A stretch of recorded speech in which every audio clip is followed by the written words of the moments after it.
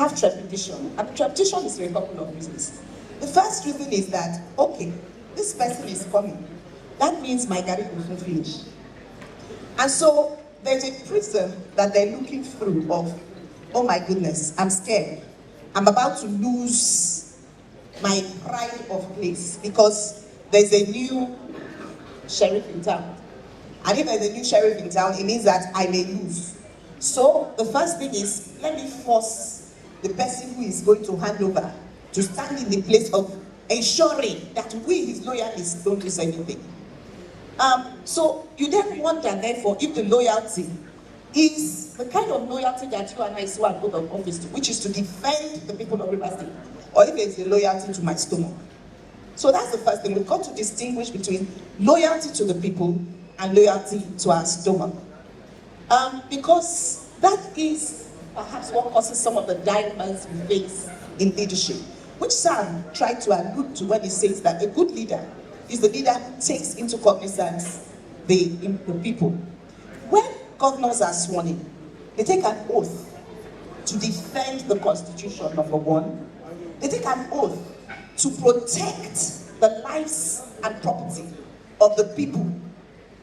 So every time they take that oath, they are reminded when they sit in governor's office that their first allegiance ought to be to the people and not to some structure or political enclave as it is. So certainly loyalty has its place. But I guess the conversation we're having today is about the dilemma, as we talked about it, the leadership legacy and navigating gratitude, loyalty, and autonomy. How do we address this paradox? How can I be loyal but also serve the people? So how can I make sure that my loyalty straddles the predecessor and the people? And I think that, instead of speaking too much English, perhaps we can look at a state that we all like to talk about, Lagos State. A state that some of our governors, in fact, like to reference. A state that even some of our governors feel that might give them the kind of larger-than-life image. So let's go to Lagos. Let's take a look at Lagos.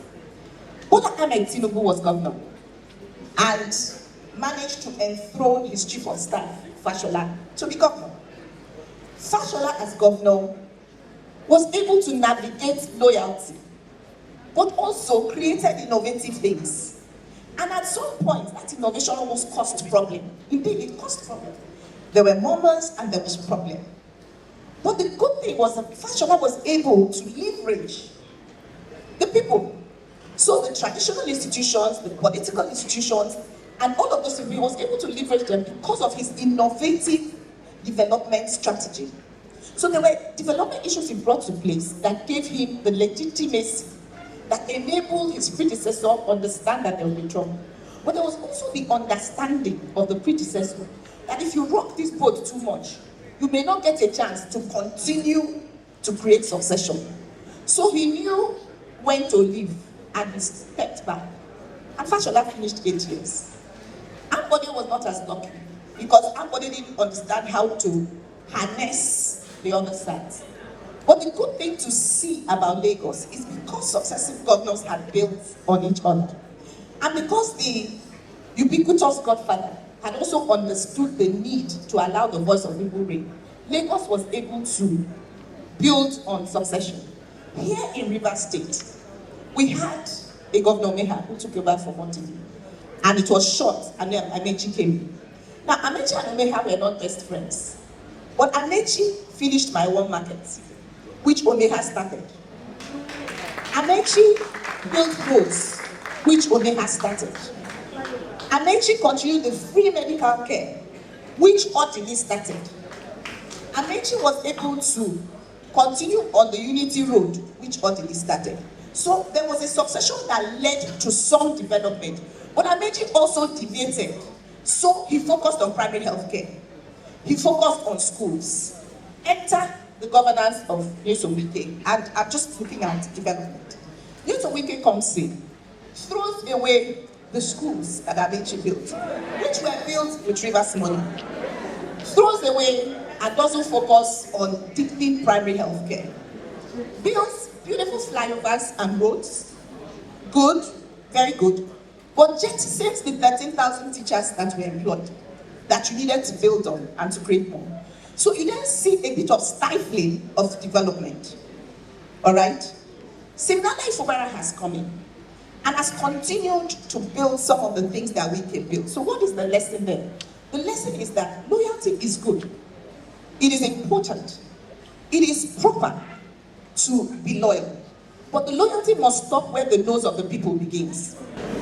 The people must be the ultimate beneficiary of governance, because that is the oath to swear to as government. Yeah, the truth is that succession planning all over the world is not new, whether in business, whether even in social groups. I mean, I'm a Rotarian. Succession planning is not strange, but it is usually collegiate. It is collegiate. It's not about an individual, it's about a group of people. And the Electoral Act already provides for some of the things we're talking about. I think the issue then points to how we can. So succession planning is not strange. And I do not agree that it is necessarily only in our part of the world. Whether you're talking about the US or the UK, leaders are groomed. So you identify a brilliant person, and leaders are groomed. Political parties groom leaders, and you see them growing through the ranks. So you can almost tell that social person is likely to become a prime minister in the UK because you see the footprints.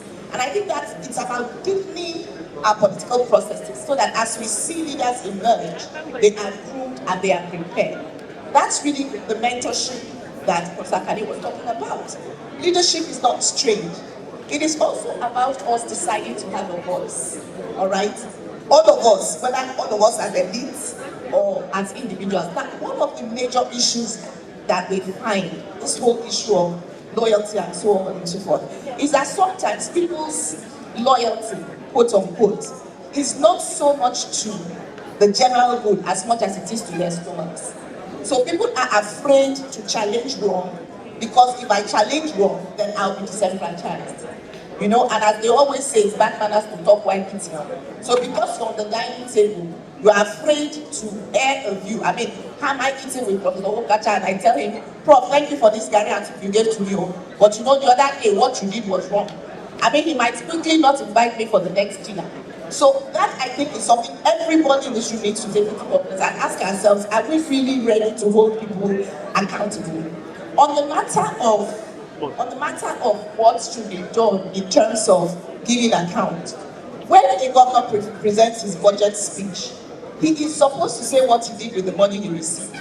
That is what the protocol is supposed to do. So if as governor he doesn't say that, then some of us should be asking the questions, whether as electorate or as the media.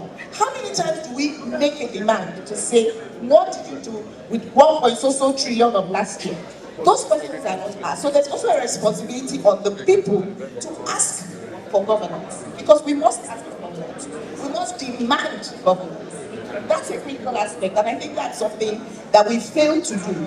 Even those who are the elites, how many times do we say, "Oh, governor, you need to..." So that is not for a matter. But a final thought again on this that I'd like to say, you know, and I'm coming back to Rivers State because we can dance around this as much as we like, but we cannot rule out the issue of political ego. So when the next person, if a successor comes, and let me start with the administration I work so that nobody thinks, Amaechi became governor and instituted a truth commission. Was that truth commission instituted from an altruistic point of view, or was it a witch hunt? That's a question perhaps we should ask ourselves. Nyesom comes and institutes a probe. Was that probe done because he truly wanted to serve the people of Rivers State, or was it a witch hunt?